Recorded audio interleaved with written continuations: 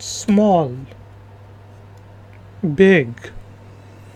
दोस्तों, आज के वीडियो ट्यूटोरियल में हम बहुत ही आसान वर्ड बिग का मीनिंग हिंदी और उर्दू में जानेंगे।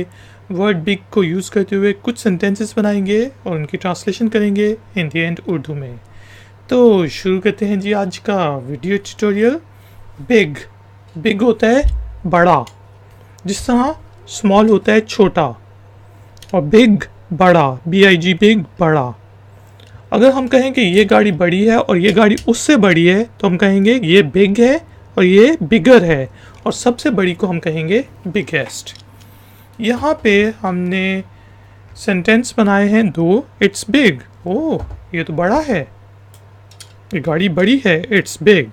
या फिर I live in a big house, मैं एक बहुत ही बड़े घर में रहता हूँ। I live in a big house. या फिर इट्स बिग।